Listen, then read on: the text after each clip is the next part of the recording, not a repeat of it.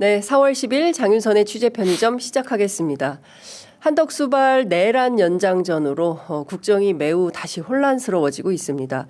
기어이 헌법재판소에 내란 재판관을 지명을 해서 내란을 끊임없이 이어가겠다라는 윤석열 내란 수의 뜻이 관철된 것은 아닌가, 다양한 해석이 나오고 있는데요.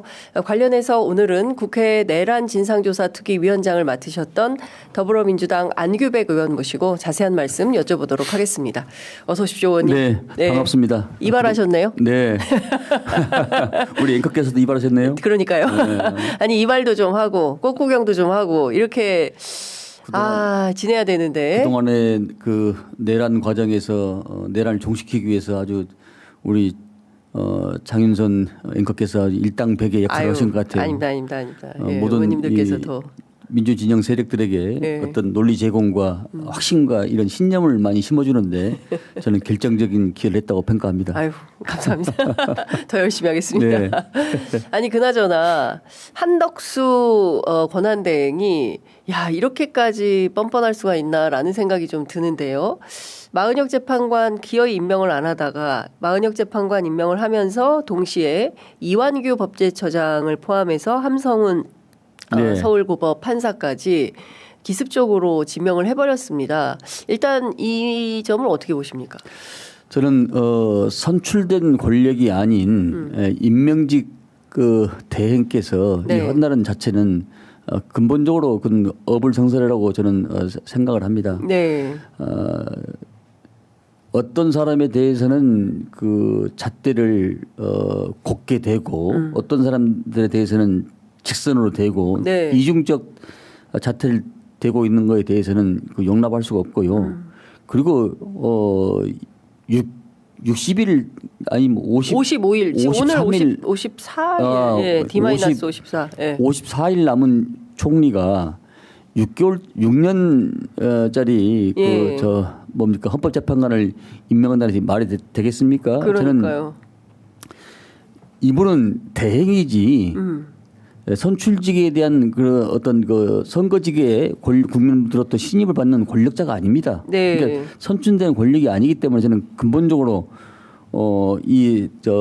대행에서는 그 재판관을 임명할 자격이 없는 것입니다. 네. 네. 그러니까 차기 대통령의 헌법재판관 임명권을 도난당했다 이렇게 봐도 되겠습니까?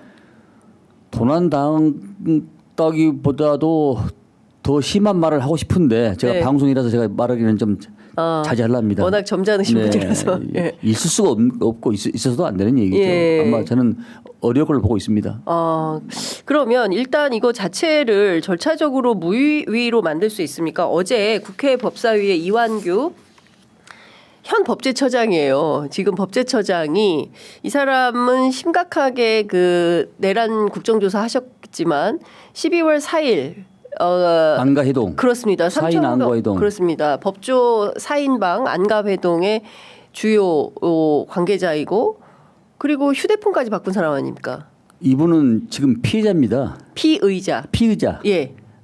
내란의 피의자입니다. 내란의 피의자면 곧 수사되면 기소가 할 수 있다는 거거든요. 네. 지금 공수처에서 지금 수사하고 있다는 게 아니겠습니까? 예, 수사 대상이라고 했죠. 그럼 피의자가 곧 기소가 되는데 기소가 당할 사람을 헌법재판관으로 임명할 수가 있겠습니까? 저는 그건 말이 안 되는 것이고요. 그리고 제가 국조특위에서 과정에서도 이완규 씨한테 제가 내용이 12.3이 비상계엄 사태가 맞냐라고 물어보니까 대답을 못한 분이에요. 이완규가 국가 비상사태에 준하겠냐라고 물어보니까 대답을 못할 정도입니다. 그리고 어쨌든 윤석열에 대한 어떤 집사, 법률 집사, 이런 역할을 계속 우리가 해왔던 것은 다 알고 있지 않습니까? 그렇습니다. 이런 부분을 헌법을 민주주의를 수호하고 헌법 가치를 지키는 가장 고도의 정치적 법률적 지식을 가지고 있는 헌법재판관으로 임명한다는 것은 나라를 더욱 풍전등화에 놓이게 된다. 저는 이렇게 판단합니다. 그래서 나라를 풍전등화에 놓기 위해서 이완규를 알박기 지명한 거다. 그렇습니다. 알박기 하면은 이후에 정권이 교체됐을 경우에 앞으로의 벌어질 상황을 생각하면 상상을 초월할 수 있는 일이 있을 수 있다고 생각합니다. 어떤 일이 벌어질까요? 그건 뭐 제가 이 자리에서 좀 말하기는 그렇고요. 예. 뭐 불소초 특권에 관련하여 예. 여러 가지 예. 지금 재판이 진행 중인 이재명 대표에 대해서 여러 가지 고도의 어떤 그 핵책 내지는 책동을 할 그럴 요인이다 이렇게 저는 예. 판단하고 반드시 이건 막아야 됩니다. 이완규의 헌법재판관 임명은 막아야 된다. 그렇습니다. 그런데 이 자체가 지금요. 네. 이 자체가 지금 내란이 지금 진행 중인 겁니다. 그러니까 내란에 진행 중이기 때문에 예. 모든 사람들은 마음과 정신을 좀 집중해서 예. 이 부분에 좀 막아야 되는데 예. 같이 이렇게 동참해 주시기를 다시 한번 호소드립니다. 예. 일단 어제 그 국회 법사위에 출석한 이완규 처장은 무슨 얘기를 했냐면 당신 지금 그 내란죄로 수사받고 있고 기소 가능성이 높다. 기소되면 재판받으러 다녀야 되는데 헌법재판관이 매번 재판받으러 다니는 상황이 만들어져도 되겠느냐라고 하니까 뭐라고 얘기를 하냐면 기소될 상황이 아니기에 기소가 안 될 거라고 생각한다. 그러니까 본인은 기소되지 않는다라는 것을 그러니까 법제처장이고 뭐 이분이 보수 법조계의 이론가 이데올로그로 평가를 받고 있다고 해요. 그건 자기 생각이고요. 예, 본인 생각에 불과한 거다. 예. 예, 그러니까 그 저는 이게 일정 정도의 이제 상당한 시간, 무려 이제 123일 뭐 한 125일 정도가 지나고 있기 때문에 그 사이에 이완규 법제처장은 내란과 관련된 모든 것을 증거인멸했을 가능성.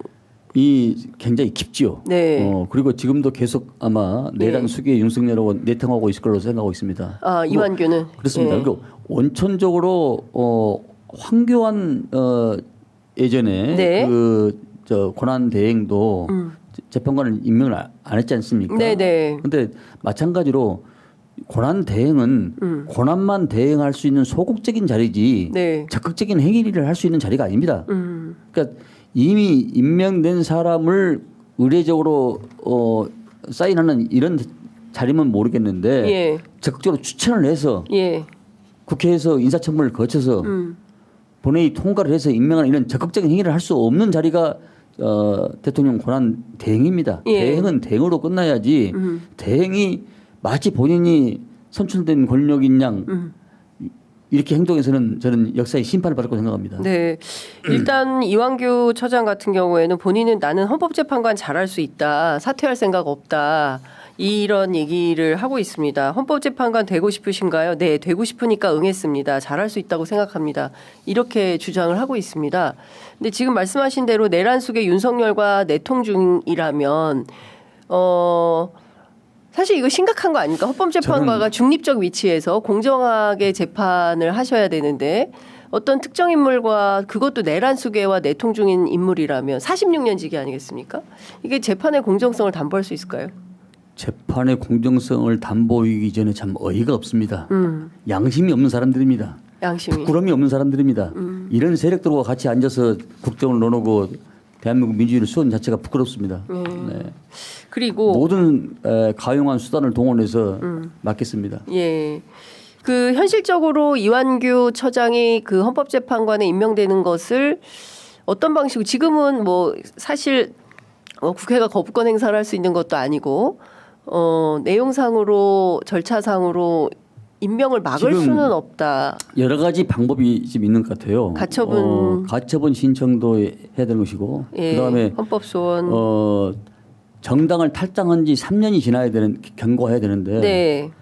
이미 제가 듣기로는 5월 13일 날 22년 법제처장 가기 직전까지 국힘 당원이었다는 거 아니겠습니까? 본인은 아니라고 주장합니다. 그건 확인해봐야 됩니다. 예, 근데 확인해봐야 되는데 국힘이 확인을 안 해줍니다. 개인 정보로 그건 확인해봐야 됩니다. 예. 어떤 수단을 통해서 확인해봐야 됩니다. 예. 그러면 그 자격 자체가 원천적으로 무효가 되기 때문에 예. 세상은 진실이 반드시 승리합니다. 누가 윤석열이가 탈핵될지 알았겠습니까? 네. 저는 반드시 진리가 진실이 이긴다고 생각합니다.